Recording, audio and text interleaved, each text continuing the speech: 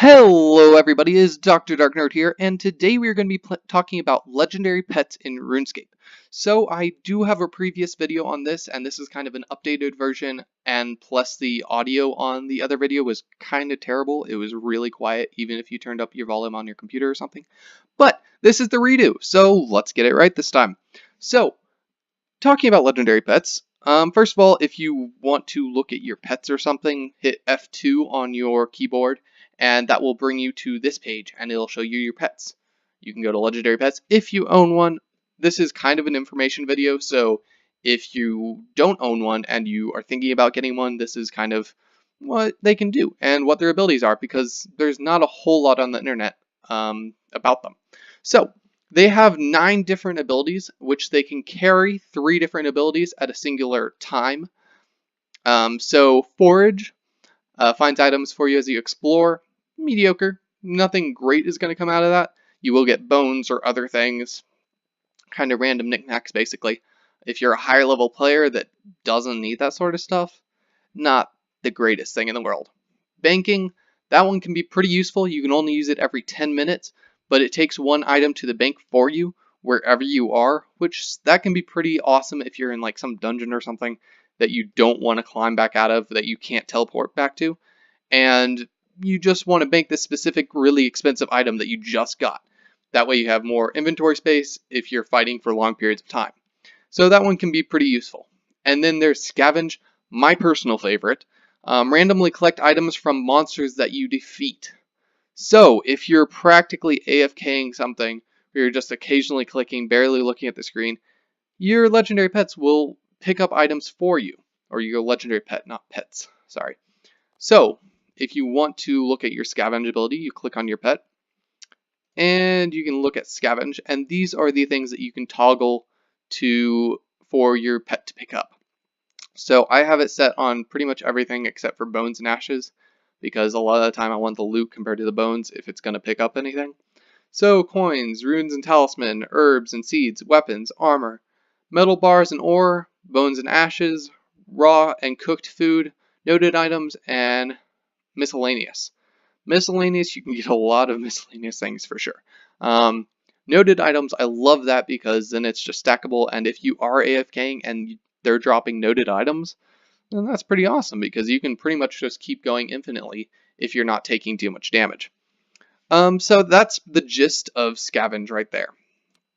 And then if we go back here, go back to abilities. Next is Lifesaver. If your health drops below 10%, your legendary pet will drag you to safety. This does not work in PvP areas. That one is every 2 hours, so that's, a bit longer time. I haven't really used this much. I do have it equipped on my legendary pet, but I haven't really been doing too drastic fighting things lately, and so I haven't used it much. Then if we go over here, back to scavenge for a sec. This will, if you're killing things really fast, your pet won't get everything. I'm sorry. That is kind of a downfall of it, but if you are doing more drawn out fights, then it will pretty much pick up everything besides, like, out of the 2 items, bones and whatever else, it'll pick up whatever you have it set to. And then Slayer Finisher, that one is really awesome if you're training Slayer. I'm a free-to-play player, so I do not use this one a lot because, Slayer's a member's kind of skill, basically. So I don't really use it, but I did have a membership for 14 days, and I did use it quite a bit then, and it was kind of fun. So that one's pretty useful, honestly, if you're doing a lot of Slayer tasks. And then Item Repair, again, I don't use this one much, because I don't use degradable items very much, but use weapons and armors on your pet to have them repaired.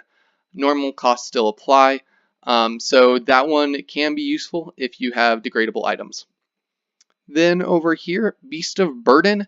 This one, okay, so if you're a pay-to-play player, then this one is awesome because you don't have to wait and level up all of your summoning skills to get a pack yak. So you can use this and you still have 2 more abilities with it, which is awesome for a legendary pet, which, it's a legendary pet, so it makes kind of sense. But that said, free-to-play players, this kind of sucks, because you cannot buy a Pack-Yak sack. I think that's a mouthful. Basically, because it's a pay-to-play item, and you cannot buy it.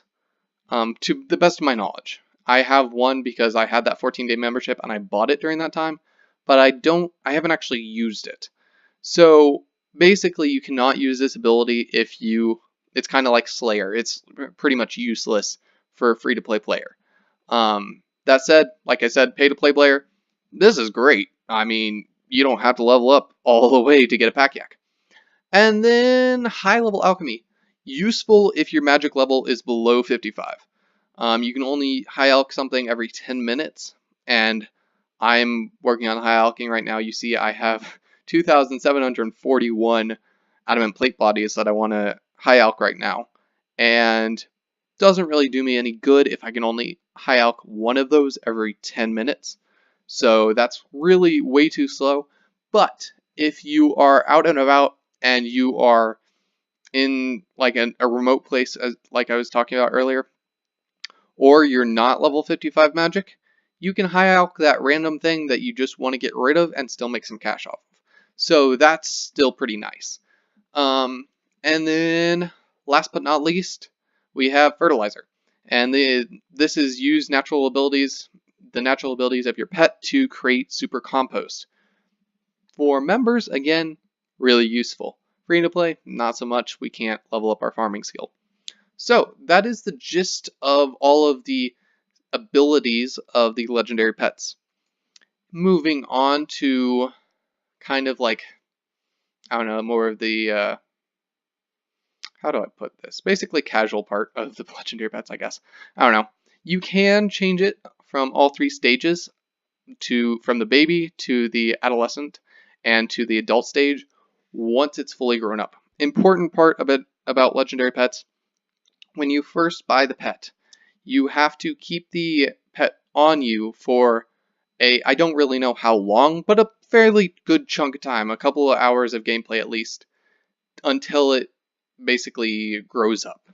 So when it is a baby stage, you will only be able to use one ability at a time until it gets to adolescence, and then you'll be able to use two, and then once it's an adult, you'll be able to use all three abilities at once.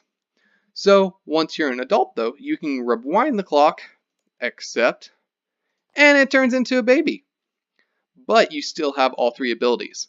So that's really nice if you want it just to be really cute and adorable. Also, they do have emotes. Just saying, it's awesome. So let's try this one right here. It's adorable. I mean, you got to say that's adorable. Anyway, so all three different stages of your legendary pet, adult, adolescence, and baby, have different emotes. For instance, if I go back to the adult stage and I do emotes, let's do this one.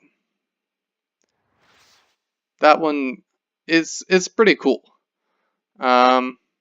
If I go over my personal favorite, I have two different legendary pets. This is my dragon wolf. Call my pet. And then if I click on him, emotes again.